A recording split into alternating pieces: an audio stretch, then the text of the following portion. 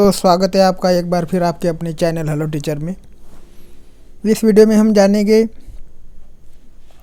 PF से related MCQ question जो आपके ओपीए के पेपर का हिस्सा है। तो चलो स्टार्ट करते हैं। क्वेश्चन नंबर 1 है, क्या नियोक्ता कर्मचारी के वेतन से नियोक्ता के हिस्से के अंशदान की कटौती कर सकता है? तो इसका जो करेक्ट आंसर अपन देखेंगे वो है जी नहीं, उसकी अनुमति नहीं है। ऐसी कोई कटौती एक दंडनीय अपराध है। कोई भी जो एम्प्लॉयर है जो एम्प्लॉय की अंशदान की कटौती को जो है वेतन से नियोक्ता के हिस्से के अंशदान की कटौती नहीं कर सकता है। मतलब अपने हिस्से की जो कटौती है वो कर्मचारियों के पेमेंट में से कोई भी एम्प्लॉयर नहीं कर सकता है। ठीक है। इसके बाद जो क्वेश्चन है, क्वेश्चन नंबर 2 है, क्या कर्मचारी भविष्य निधि में भुगतान के कारण नियोक्ता द्वारा वेतन कम किया जा सकता है? तो इसका जो आंसर आता है जी नहीं, यह कर्मचारी भविष्य निधि अधिनियम 1952 की धारा 12 के अंतर्गत विशेष रूप से प्रतिबंधित है। ठीक है। तो इसके बाद जो क्वेश्चन है, क्वेश्चन नंबर 3 है, क्या कोई दिहाड़ी पर कार्यरत कर्मचारी अथवा फीस रेटेड कर्मचारी कर्मचारी भविष्य निधि का सदस्य बन सकता है? तो इसका जो आंसर है जी हाँ, बन सकता है। इसके मतलब जो पर डे के हिसाब से काम करता है वो कर्मचारी भी, और जो पीस वर्क रेट से काम करता है वो कर्मचारी भी जो है भविष्य निधि का सदस्य बन सकता है। इसके बाद जो क्वेश्चन है, क्वेश्चन नंबर 4 है, नियोक्ता द्वारा देयों का विलंबन से जमा किए जाने पर क्या सदस्य उस राशि पर पूर्ण ब्याज का हकदार है? तो इसका जो आंसर अपने को दिख रहा है, बकाया राशि का वसूली के पश्चात सदस्यों को प्रत्येक देय महीने के लिए पूर्ण ब्याज दिया जाएगा और यह भुगतान के लिए किए गए अंशदान पर सदस्यों के देय ब्याज को किसी भी तरह प्रभावित नहीं करेगा। नियोक्ता पर क्रमशः अधिनियम की धारा 7Q के तहत दांडिक ब्याज और धारा 14B के तहत दांडिक नुकसान की जुर्माना लगाया जाएगा। तो नियोक्ता अगर विलंब से जो है जमा किए जाने पर जो देय का मतलब पीएफ में अगर विलंब से पैसा जमा करता है तो उसके ऊपर जो है कौन सी धाराएं लग सकती है, उस क्वेश्चन में 4थे नंबर के क्वेश्चन में दिया है और ये आईएमपी क्वेश्चन बन जाता है। इसके बाद जो है क्वेश्चन नंबर 5 है। क्वेश्चन नंबर 5 है, किसी कर्मचारी को उसके निलंबन की अवधि के दौरान निर्वाह भत्ता दिया जाता है, क्या इस पर अंशदान देय है? तो इसका आंसर अपन देखेंगे तो इसका आंसर होता है जी नहीं, इस पर कोई भी अंशदान देय नहीं है। इसके बाद जो क्वेश्चन है, क्वेश्चन नंबर 6 है, क्या एक कर्मचारी सेवा छोड़ने के पश्चात कर्मचारी भविष्य निधि में अंशदान कर सकता है? इसका अगर आंसर देखते हैं तो वो है जी नहीं, नियोक्ता एवं वेतन के बगैर कोई वसूली नहीं की जा सकती। सदस्य द्वारा किया गया कोई भी अंशदान नियोक्ता के अंशदान के समतुल्य होना चाहिए। इसके बाद जो क्वेश्चन है, क्वेश्चन नंबर 7 है। क्वेश्चन नंबर 7 है, कर्मचारी के वेतन से काटे गए अंशदान को तथा इसी नियम के अंतर्गत जो भुगतान नहीं किए जाने के संबंध में गैर भुगतान से सदस्य को किस प्रकार सूचित किया जाता है? तो इसका जो आंसर देखेंगे तो हो जाता है उत्तर वार्षिक खाता विवरणी / सदस्य पासबुक नियोक्ता द्वारा भुगतान की गई राशि का विवरण देता है। इस प्रकार सदस्यों को वर्ष में चूकी अवधि का पता चलता है।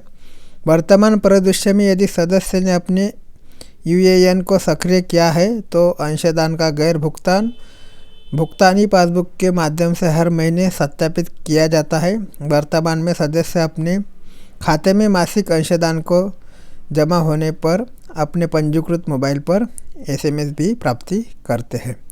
भरने का मतलब यहाँ पे होता है जो आपका पीएफ खाता होता है उससे प्रोविडेंट फंड खाता। ठीक है। इसके बाद जो क्वेश्चन है, भविष्य निधि राशि, और जिसे अपन भविष्य निधि खाता भी बोलते हैं हिंदी में। ठीक है।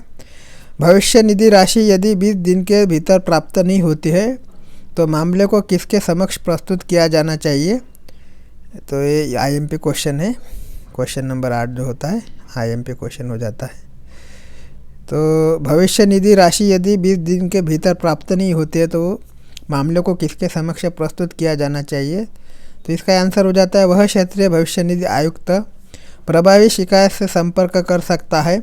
फॉर एम्प्लॉयज सेक्शन में EPF IGMS सुविधा का लाभ उठाते हुए वेबसाइट पर शिकायत दर्ज कर सकता है। शिकायत पुष्टि के लिए URL है और URL आपके सामने दिया है। अथवा प्रत्येक माह की 10 तारीख को आयोजित निधि आपके निकट में वह आयुक्त के समक्ष उपस्थित हो सकता है। ठीक है। इसके बाद जो क्वेश्चन है, क्वेश्चन नंबर 9 है, क्या भविष्य निधि देय राशि की निकासी की कोई समय सीमा है? तो ये भी इम्पोर्टेंट क्वेश्चन हो जाता है। तो उत्तर है इसका केवल सेवा से त्यागपत्र मतलब सेवानिवृत्ति नहीं के मामले में सदस्य को भविष्य निधि की राशि की निकासी के लिए 2 माह की अवधि तक प्रतीक्षा करनी होती है, मतलब 2 महीने तक आपको वेट करना होता है। ठीक है। इसके बाद जो क्वेश्चन है, क्वेश्चन नंबर 10 है, जब नियोक्ता दावा प्रपत्र को सत्यापित न कर रहा हो तो भविष्य निधि की निकासी के लिए आवेदन कैसे प्रस्तुत किया जा सकता है? तो इसका जो आंसर देखते हैं, आवेदन फॉर्म को सत्यापित करना नियोक्ता का कर्तव्य है।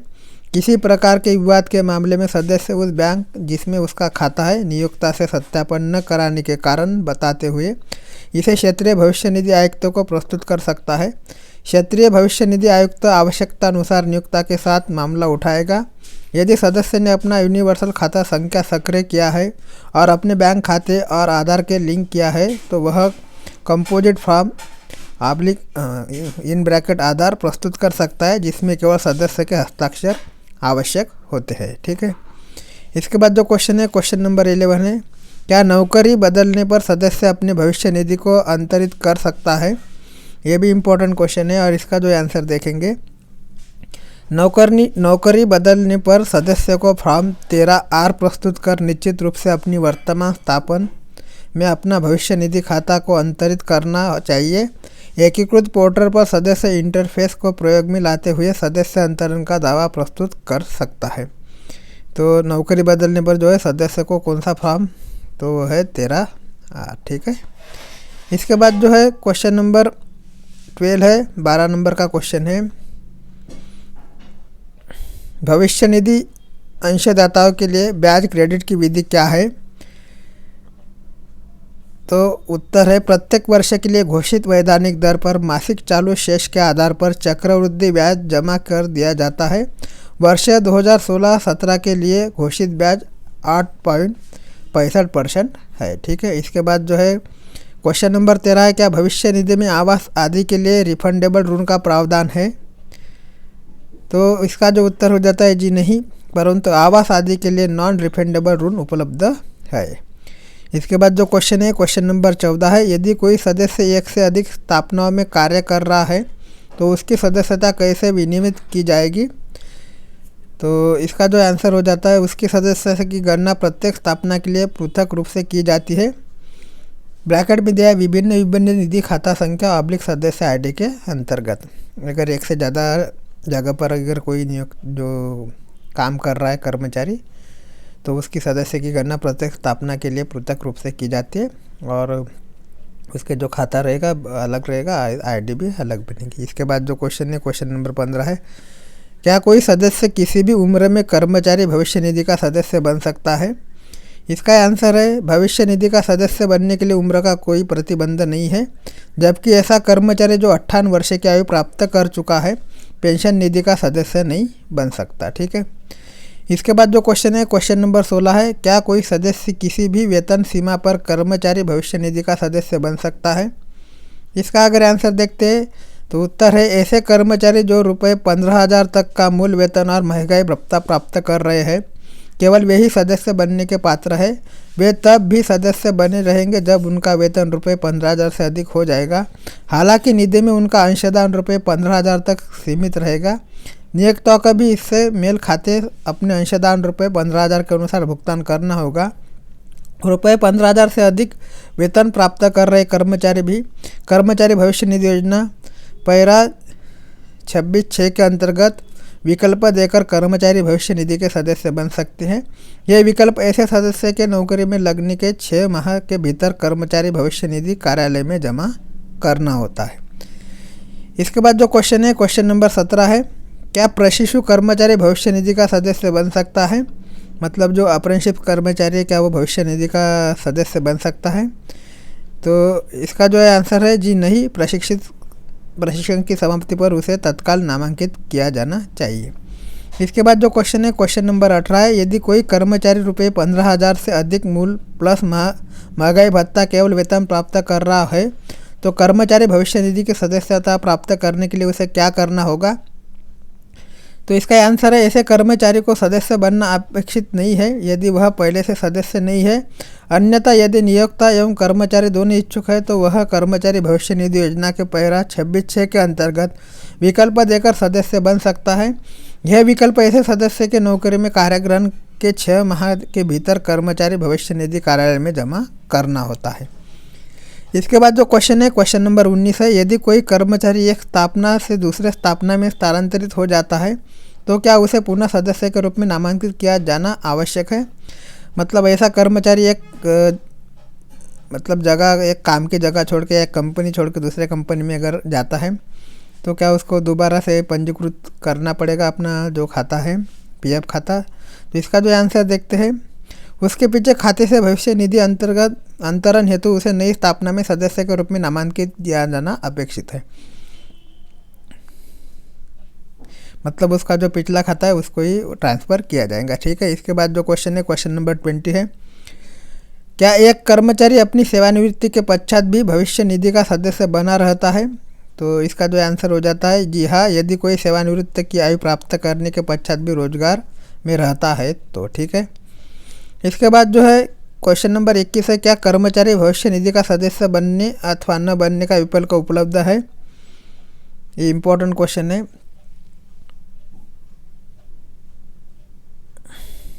तो इसका जो आंसर हो जाता है कोई विकल्प उपलब्ध नहीं है, मतलब ये कंपलसरी है। ठीक है।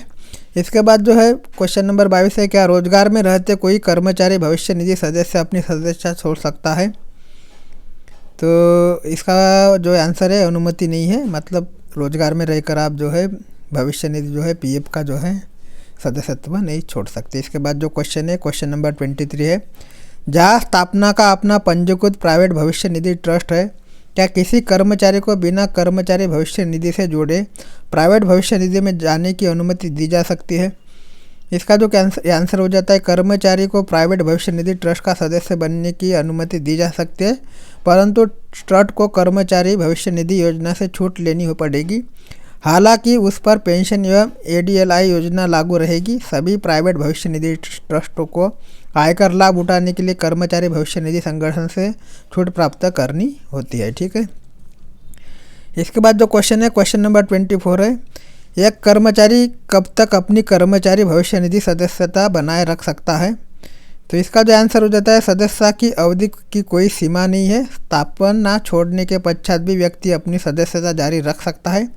तथापि यदि भविष्य निधि खाते में लगातार 3 वर्ष अंशदान प्राप्त नहीं होता है तो अंशदान बंद होने के पश्चात 3 वर्ष की अवधि के बाद खाते पर ब्याज नहीं लगेगा। इसके बाद जो क्वेश्चन है क्वेश्चन नंबर 25 है, कर्मचारी भविष्य निधि के अंतर्गत 2 नौकरियों के बीच की बेरोजगारी की अवधि से क्या फ़र्क पड़ता है? तो कर्मचारी भविष्य निधि के अंतर्गत 2 नौकरियों के बीच की बेरोजगारी की अवधि से क्या फ़र्क पड़ता है? तो उत्तर है, बेरोजगारी की अवधि से कर्मचारी भविष्य निधि पर प्रभाव नहीं पड़ता है, परंतु इससे कर्मचारी पेंशन योजना के अंतर्गत लाभों के लिए सेवा की अवधि की गणना पर प्रभाव पड़ता है। इसके बाद जो क्वेश्चन है क्वेश्चन नंबर 26 है, बंदी की अवधि, लॉकडाउन, स्ट्राइक आदि का कर्मचारी भविष्य निधि सदस्यता पर क्या प्रभाव पड़ता है? तो इसका जो है उत्तर, इस अवधि के दौरान सदस्यता बनी रहेगी और वेतन न होने के कारण अंशदान की कटौती नहीं होगी। तो ये इंपॉर्टेंट क्वेश्चन हो जाता है। अगर बंदी, लॉकडाउन या स्ट्राइक होती है तो सदस्यता तो बनी रहेगी, लेकिन आपका जो अंशदान है वो उस पीरियड में कट नहीं होगा। इसके बाद जो है क्वेश्चन नंबर 27 है, क्या नियोक्ता भी भविष्य निधि का सदस्य बन सकता है? तो इसका जो आंसर है वो है नहीं। जो एम्प्लॉयर है, जो मालिक है, जो एम्प्लॉयर जो है, मालिक जो है, भविष्य निधि मतलब पीएफ का जो है सदस्यता नहीं ले सकता। इसके बाद जो क्वेश्चन है क्वेश्चन नंबर 28 है, क्या कोई कर्मचारी रोजगार छोड़ने के बाद अपनी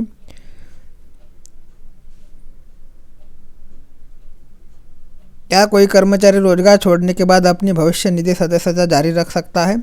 तो इसका जो आंसर हो जाता है जी हाँ। तो इसके मतलब कोई कर्मचारी रोजगार छोड़ने के बाद भी अपनी जो है भविष्य निधि सदस्यता जारी रख सकता है। इसके बाद जो है क्वेश्चन नंबर 29 है, क्या कोई कर्मचारी सीधे भविष्य निधि में शामिल हो सकता है? तो इसका जो आंसर हो जाएगा जी नहीं, यह केवल एक प्रकीर्ण उपबंध अधिनियम 1952 के उपबंधों के तहत कवर्ड स्थापना में रोजगार के माध्यम से हो सकता है। इसके बाद जो है क्वेश्चन नंबर 30 है, एक सुरक्षा गार्ड विभिन्न स्थापनाओं के लिए काम कर रहा है, उसे सदस्यता किसके द्वारा प्रदान की जाएगी? तो इसका जो आंसर हो जाएगा, यदि सुरक्षा गार्ड को नियोक्ता को अधिनियम के तहत लाया गया है तो उसके कार्यस्थल को ध्यान में रखे बिना नियोक्ता के माध्यम से उसे सदस्यता दी जाएगी। इसके बाद जो क्वेश्चन है क्वेश्चन नंबर 31 है, यदि स्थापना 20 व्यक्तियों को रोजगार नहीं दे रही है तो क्या कोई कर्मचारी भविष्य निधि में शामिल हो सकता है? तो 20 से कम रोजगार अगर जहाँ पे होता है तो वो कर्मचारी जो है क्या भविष्य निधि में शामिल हो सकते हैं? जी हाँ। बहुसंख्यक कर्मचारी और नियोक्ता स्वैच्छिक रूप से अधिनियम की धारा 1(4) स्वैच्छिक कवरेज के उपबंधों के अनुसार योजना में शामिल होने के विकल्प को चुन सकते हैं। कौन से धारा के? धारा 1 उपधारा 4। इसके बाद जो है क्वेश्चन नंबर 32 है, भविष्य निधि में शामिल होने पर अन्य क्या लाभ प्राप्त होते हैं? तो इसका जो आंसर है, भविष्य निधि में शामिल होने पर सदस्यों को पेंशन के रूप में ये 15,000 रुपये या उससे कम मासिक वेतन वाले कर्मचारियों के लिए सीमित, तथा मतलब जिसका 15,000 या 15,000 से कम है उसके लिए, तथा कर्मचारी निक्षेप सहबद्ध बीमा योजना के तहत लाभ प्रदान किए जाते हैं। इसके बाद जो क्वेश्चन है क्वेश्चन नंबर 33 है, 1995 के तहत पहले से ही पेंशन आहरित करने वाले कर्मचारी को भविष्य निधि एवं पेंशन निधि में शामिल होना आवश्यक है। तो इसका जो उत्तर है, उसे केवल भविष्य निधि में शामिल होना है और वह पेंशन योजना का सदस्य नहीं बन सकता है। इसके बाद जो क्वेश्चन है क्वेश्चन नंबर 34 है, कोई कर्मचारी जो 58 वर्ष की आयु में किसी स्थापना में कार्य ग्रहण करता है तो क्या वह पेंशन निधि का सदस्य बनने के लिए पात्र है? तो इसका जो आंसर हो जाएगा जी नहीं। इसके बाद जो क्वेश्चन है क्वेश्चन नंबर 35 है, कोई सदस्य अपने भविष्य निधि को अपने खाते में कब तक रख सकता है? तो इसका जो आंसर हो जाता है, सदस्यता उसके भविष्य निधि के बकाये की निकासी तक बरकरार रखी जा सकती है, तथापि यदि खाते में 3 वर्ष से अधिक समय तक कोई अंशदान प्राप्त नहीं होता है तो तीसरे वर्ष के बाद खाते में ब्याज जमा नहीं किया जाएगा। इसके बाद जो है क्वेश्चन नंबर 36 है, पेंशन के लिए नामांकन देने की आवश्यकता क्यों है? तो पेंशन सदस्य की मृत्यु होने पर पेंशन प्राप्त होने से पूर्व यदि परिवार का कोई पात्र सदस्य नहीं है तो पेंशन नियमित को देय है। इसके बाद जो क्वेश्चन है क्वेश्चन नंबर 37 है, वैध नामांकन के बिना तथा परिवार न होने पर पेंशन राशि का भुगतान किसको किया जाता है? पेंशन का भुगतान आश्रित माता पिता को किया जाता है। ठीक है। इसके बाद जो है, क्या अविवाहित व्यक्ति बाहर के किसी को नामांकित कर सकता है? तो जी हाँ, परंतु परिवार प्राप्त करने पर नामांकन अवैध हो जाता है और कर्मचारी पेंशन योजना 95 के अंतर्गत लाभों का भुगतान पति पत्नी तथा बच्चों आदि को ही मिल किया जाता है। ठीक है, अगर परिवार प्राप्त हुआ तो। अगर परिवार नहीं है उसका तो फिर वो कर सकता है नामांकन किसी भी का। इसके बाद जो है क्वेश्चन नंबर 39 है, क्या कोई कर्मचारी जिसने पूर्ववर्त परिवार पेंशन योजना 1971 का विकल्प नहीं दिया है वह कर्मचारी पेंशन योजना 1995 की सदस्यता ग्रहण कर सकता है? तो इसका जो करेक्ट आंसर हो जाएगा जी हाँ, कर सकता है। इसके बाद जो क्वेश्चन है क्वेश्चन नंबर 40 है, पेंशन राशि की गणना करने का सूत्र क्या है? क्वेश्चन नंबर 40 है, पेंशन राशि की गणना करने का सूत्र क्या है? और इसका जो करेक्ट आंसर हो जाता है pension is equal to pension योग्य वेतन पिछले 60 माह का औसत इंटू पेंशन योग्य सेवा /70। इसके बाद जो क्वेश्चन है, कोई सदस्य सेवानिवृत्ति होने पर पेंशन की कितनी राशि प्राप्त कर सकता है? तो इसका जो उत्तर है, कोई भी सदस्य जो 23 वर्ष की आयु में कर्मचारी पेंशन योजना 1995 की सदस्यता ग्रहण करता है और 58 वर्ष की आयु में सेवानिवृत्त होता है और वेतन सीमा ₹15,000 पर अंशदान कर रहा है, वह ₹7,500 पेंशन प्राप्त कर सकता है। यदि पेंशन योग्य सेवा 35 वर्ष है तो पेंशन योग्य वेतन इंटू पेंशन योग्य सेवा /70।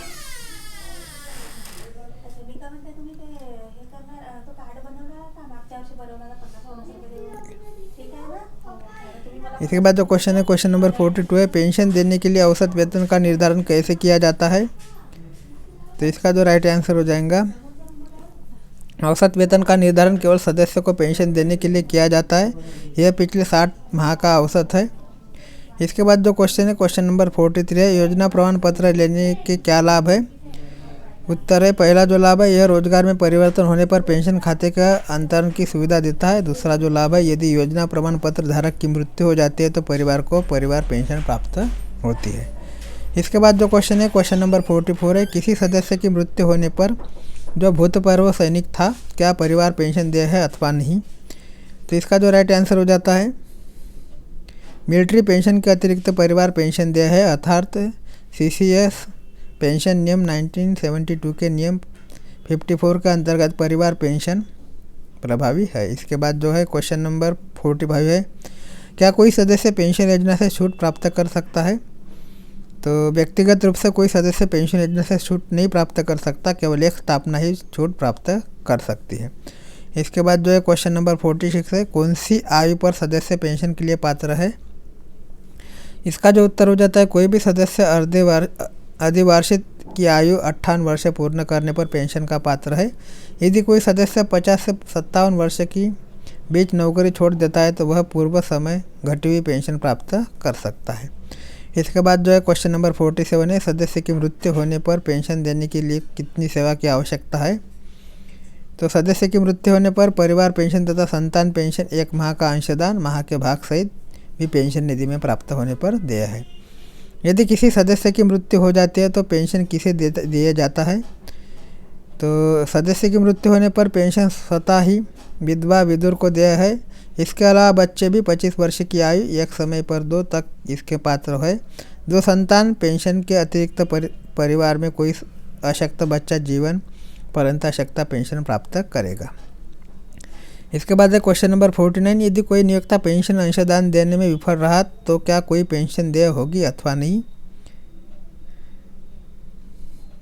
नियोक्ता द्वारा पेंशन अंशदान का भुगतान न करने से पेंशन देने पर कोई प्रभाव नहीं पड़ेगा, पेंशन की गारंटी है। इसके बाद जो है, क्या पेंशन भोक्ता देश में कहीं भी पेंशन प्राप्त कर सकता है। तो इसका जो आंसर हो जाएगा, जी हाँ, वो देश में कहीं भी पेंशन प्राप्त कर सकता है। इसके बाद जो क्वेश्चन है, क्वेश्चन नंबर 51 है, कोई भी सदस्य जो विभिन्न स्थापनाओं के लिए कार्य करता है उसकी पेंशन का निर्धारण कैसे होता है। मतलब अलग अलग जगहों के अगर काम करता है तो उसकी पेंशन का निर्धारण कैसे होता है। तो पेंशन का निर्धारण उसके लिए सदस्य के वेतन तथा सेवा के समीकृत किया जाता है। इसके बाद जो है, क्वेश्चन नंबर 52 है, क्या पेंशन राशि में प्रति वर्ष कोई वृद्धि होती है। क्या पेंशन राशि में प्रति वर्ष कोई वृद्धि होती है। इसका जो आंसर हो जाएगा, नहीं, इसमें कोई वृद्धि नहीं होती है। इसके बाद जो है, क्वेश्चन नंबर 53 है, जब कोई सदस्य 50 वर्ष की आयु में घटी हुई पेंशन प्राप्त करता है तो क्या वह 58 वर्ष की आयु प्राप्त करने पर अपनी पूर्ण पेंशन प्राप्त कर सकता है। तो इसका जो आंसर हो जाएगा, नहीं, एक बार पेंशन स्वीकृत हो जाने पर इसे परिवर्तित नहीं किया जा सकता। इसके बाद जो है, क्वेश्चन नंबर 54 है, समय पूर्व पेंशन 58 वर्ष से पूर्व के लिए पात्रता की तिथि निर्धारण करने हेतु क्या मानदंड है। तो इसका जो करेक्ट आंसर हो जाता है, सदस्य को आवेदन प्रपत्र में जब से वह समय पूर्व पेंशन प्राप्त करना चाहता है उस तिथि के संबंध में अपनी विकल्प देना होता है। यदि दावा प्रपत्र में कोई तिथि नहीं दी जाती है तो आवेदन की तिथि को ही चयनित तिथि माना जाएगा। इसके बाद जो है, क्वेश्चन नंबर 55 है, क्या कोई सदस्य सेवा में रहते हुए भी पेंशन प्राप्त कर सकता है। तो जो सदस्य 58 वर्ष की आयु के बाद भी सेवा में रहता है वह 58 वर्ष की आयु में पेंशन प्राप्त करता है। यदि कोई पेंशन भोक्ता जो समय पूर्व पेंशन प्राप्त कर रहा है इसके पश्चात रोजगार में आता है, ऐसे मामलों में वह पेंशन योजना का सदस्य बनने का पात्र नहीं होगा। नियोक्ता की ओर से किया जाने वाला 8.33% अंशदान कर्मचारी भविष्य निधि फंड में जाएगा। इसके बाद जो है क्वेश्चन नंबर 56 है, क्या एक मुक्त भुगतान प्राप्त करने के लिए मैं अपनी संपूर्ण पेंशन सौंप अथवा बेच सकता हूँ? तो इसका जो करेक्ट आंसर है नहीं। इसके बाद जो है क्वेश्चन नंबर 57, क्या भविष्य निधि राशि के साथ पेंशन लाभ की निकासी अनिवार्य है? नहीं, कोई भी सदस्य अपनी भविष्य निधि राशि केवल सदस्य का भाग की निकासी कर सकता है और योजना प्रमाण पत्र प्राप्त करके पेंशन योजना में ग्रहणाधिकार रख सकता है। इसके बाद जो है क्वेश्चन नंबर 58 है, क्या मैं अपनी जन्मतिथि आयु बदल सकता हूँ? जी हाँ, सामान्य रूप से जन्मतिथि आयु एक बार दर्ज होने के बाद नहीं बदले जाते, तथापि इसे उचित दस्तावेज प्रमाण पत्र के साथ बदला जा सकता है। आप हमारी वेबसाइट के जो वेबसाइट है पर जन्मतिथि का बदलाव संबंधित भविष्य निधि एवं पेंशन योग्य के सदस्य के लिए उपलब्ध दिनांक के परिपत्र जो है में दिया गया निर्देश को देख सकते हैं। ठीक है। इसके बाद जो क्वेश्चन नंबर 59 है, क्या विवाहित पुत्री को परिवार पेंशन प्राप्त करने से बाहर रखा जा सकता है? इम्पोर्टेंट क्वेश्चन है। तो वैवाहिक स्थिति की प्रासंगिकता नहीं है यदि संतान 25 वर्ष से कम आयु की है, सदस्य की मृत्यु होने पर वे परिवार पेंशन प्राप्त करने के लिए पात्र है। इसके बाद जो क्वेश्चन है क्वेश्चन नंबर 60 है, यदि किसी सदस्य की 2 पत्नियां हैं तो परिवार पेंशन किसको देना होगा? तो यदि दूसरा विवाह कानूनी रूप से वैध है तो विवाह की तिथि के अंतर्गत विवाह की तिथि संदर्भ में यह पहली पत्नी को देय है और उसकी मृत्यु होने पर अगली जीवित विधवा को देय है। यदि दूसरा विवाह कानूनी रूप से वैध है तो विवाह की तिथि के संदर्भ में यह पहली पत्नी को देय है और उसकी मृत्यु होने पर अगले जीवित विधवा को देय है। ठीक है। तो सबसे पहले जो है पहली पत्नी को ये देय है, उसकी मृत्यु होने के बाद दूसरे को मिलेगी। इसके बाद जो है क्वेश्चन नंबर 61 है, किसी परिवार सदस्य के न होने पर क्या पेंशन भोक्ता किसी अन्य व्यक्ति को परिवार पेंशन प्राप्त करने के लिए नामांकित कर सकता है? नहीं, सदस्य की मृत्यु होने की तारीख से परिवार के सदस्य के न होने पर परिवार में पेंशन निमित्त देय है और वैध नामांकन के न होने पर यह आश्रित पिता उसके बाद आश्रित माता को देय है। एक बार सदस्य द्वारा पेंशन प्राप्त किए जाने के बाद नामांकन की कोई वैधता नहीं है। पेंशन भोक्ता किसी व्यक्ति को नामांकित नहीं कर सकता। इसके बाद जो है क्वेश्चन नंबर 62 है, पेंशन योजना के अंतर्गत बेरोजगारी का क्या प्रभाव होगा? बेरोजगारी को अवधि के वास्तविक सेवा से बाहर रखा जाएगा। पेंशन केवल अंशदायी सेवा पर आधारित है। क्वेश्चन नंबर 63 है, क्या परिवार पेंशन प्राप्त करने से मेरे पति पत्नी को बाहर रखना संभव है? क्या परिवार पेंशन प्राप्त करने से मेरे पति और पत्नी को बाहर रखना संभव है? तो नहीं, पति पत्नी स्वतः ही लाभार्थी होते हैं जब तक कि वे कानूनी रूप से तलाकशुदा न हो। इसके बाद जो है क्वेश्चन नंबर 64 है, परिवार के सदस्य तथा नामित के न होने पर यह परिवार से तात्पर्य सदस्य द्वारा बनाई गई परिवार से है, न कि वह परिवार जिसमें उसका जन्म हुआ हो। पेंशन किसको देय है? तो इसका जो राइट आंसर हो जाएगा यह आश्रित माता पिता को देय है। इसके बाद जो क्वेश्चन है क्वेश्चन नंबर 65 है, अशक्तता पेंशन के लिए कौन पात्र है? तो इसका जो राइट आंसर हो जाएगा रोजगार के दौरान स्थायी और पूर्ण रूप से सशक्त कपियो 95 सदस्य उम्र और सेवा पर विचार किए बिना पेंशन का हकदार होगा। इस प्रावधान के अंतर्गत लाभ हेतु आवेदन करने वाले सदस्य को यह निर्णय करने के लिए कि वह अशक्तता होने के समय कर रहे रोजगार के लिए स्थायी और पूर्ण रूप से असशक्त है, केंद्रीय बोर्ड द्वारा निर्धारित चिकित्सा जांच करानी होगी। इसके बाद जो क्वेश्चन नंबर 66 है, गैर पेंशन भोक्ता की विधवा की तुलना में पेंशन भोक्ता की विधवा को कम पेंशन क्यों मिलती है? क्वेश्चन नंबर 66 है, गैर पेंशन भोक्ता की विधवा की तुलना में पेंशन भोक्ता की विधवा को कम पेंशन क्यों मिलती है? तो इसका जो राइट आंसर हो जाएगा कर्मचारी पेंशन योजना 1995 के अंतर्गत पेंशन और परिवार पेंशन सामाजिक सुरक्षा लाभ है। इसे ज़रूरत आधारित लाभ के रूप में देखा जाता है। यह सदस्य द्वारा दिए गए अंशदान की मात्रा से संबंधित नहीं है। 58 वर्ष की आयु प्राप्त करने के पश्चात पेंशन भोक्ता को अपने जीवन साथी की देखभाल करनी होती है और उसकी अनुपस्थिति में दायित्व एक व्यक्ति तक सीमित होता है। अतः पेंशन का 50% देय है, जबकि ऐसे सदस्य गैर पेंशन भोक्ता के मामले में जिसकी मृत्यु के पश्चात उसका पति पत्नी एवं बच्चे जिन्हें अभी अपनी शिक्षा पूर्ण करनी है अथवा उनका विवाह होना है और सदस्य की समय से पूर्व मृत्यु को देखते हुए गैर पेंशन भोक्ता की विधवा को दी जाने वाली पेंशन की राशि अधिक होती है। इसके बाद जो क्वेश्चन है, यदि विधवा अथवा विधुर पुनर्विवाह कर लेती है तो परिवार की पेंशन किसको देनी होगी। यदि विधवा हो या विधुर हो, मतलब जिसकी वाइफ मर चुकी हो, वो अगर दूसरा विवाह कर लेता है तो पेंशन किसको देनी होगी। तो विधवा अथवा विधुर को दी जा रही पेंशन रोक दी जाएगी और उसके पश्चात बाल पेंशन को अनाथ पेंशन विधवा पेंशन का 75% में परिवर्तित कर दिया जाएगा। इसके बाद जो है क्वेश्चन नंबर 68 है,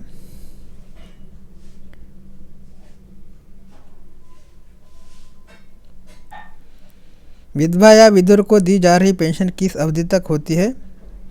तो विधवा या विधुर को जो पुनर्विवाह या मृत्यु तक पेंशन का भुगतान किया जाता है, मतलब उनका दोबारा विवाह होने तक या मृत्यु होने तक। इसके बाद जो है क्वेश्चन नंबर 69 है, किसी सदस्य की पहली और दूसरी पत्नी के संतान के मामले में बच्चों की पेंशन की पात्रता कैसे निर्धारित की जाती है। तो पहली और दूसरी पत्नी दोनों के बच्चों के उनके जन्म की तारीख के क्रम में व्यवस्थित किया जाना चाहिए और फिर बच्चों की पेंशन की अनुमति 25 वर्ष से कम उम्र के सबसे ज़्यादा उम्र के 2 बच्चों को दी जाती है। इसके बाद क्वेश्चन है, क्वेश्चन नंबर 70 है, क्या बच्चों की पेंशन की प्राप्ति के लिए एक पृथक बैंक खाता खोलना आवश्यक है। जी हाँ।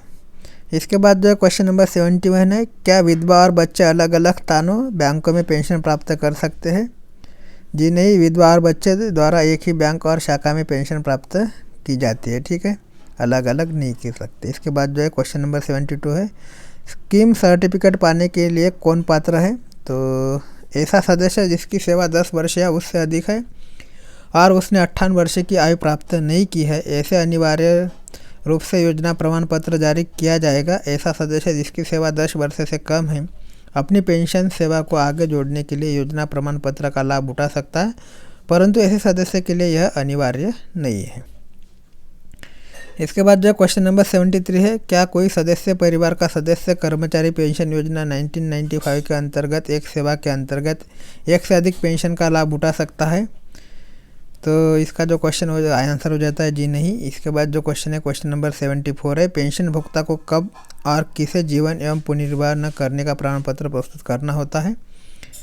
तो कर्मचारी पेंशन योजना 1995 के तहत पेंशन पाने वाले सभी पेंशन भोक्ता द्वारा उस माह जिसने पेंशन स्वीकृत की गई थी अथवा प्रमाण पत्र जमा करने की तिथि के 12 माह के पश्चात बैंक प्रबंधन राजपत्रित अधिकारी द्वारा प्रमाणित जीवन पुनर्विवाह न करने के संबंधी प्रमाण पत्र देना आवश्यक है। भौतिक जीवन प्रमाण पत्र उस बैंक में जमा करना होता है जिसके माध्यम से पेंशन का भुगतान किया जा रहा है। 1 वर्ष के पश्चात जीवन प्रमाण पत्र प्रस्तुत करने में विफल कर रहने के परिणाम स्वरूप अंतिम जीवन प्रमाण पत्र जमा करने की तिथि 12 माह के पश्चात पेंशन अथवा नए पेंशन भोक्ता के मामले में पेंशन की मंजूरी को रोक दिया जाएगा।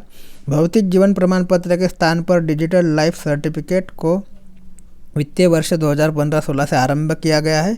अब पेंशन भोक्ता डीएलसी जमा करने के लिए अपने आधार नंबर का उपयोग कर सकता है। डीएलसी जमा करने की सुविधा कॉमन सर्विस सेंटर्स, सीसीएससी पेंशन वितरण बैंक की शाखाओं, इंडिया पोस्ट पेमेंट बैंकों के माध्यम से डाकघरों के साथ साथ पीएफ कार्यालयों में भी उपलब्ध है।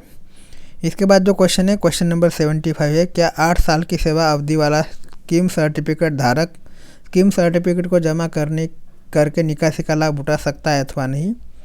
तो जी हाँ, लेकिन यह सलाह दी जाती है कि सदस्य को 10 साल की पेंशन योग्य सेवा पूरी करनी चाहिए ताकि वह कैंपेन 1995 के अंतर्गत 50 वर्ष की आयु अथवा 58 वर्ष प्राप्त करने पर पेंशन के लिए पात्र हो जाए। ठीक है, तो अगला जो पार्ट है अपन इसके बचे कुछ क्वेश्चन नेक्स्ट पार्ट में देखेंगे।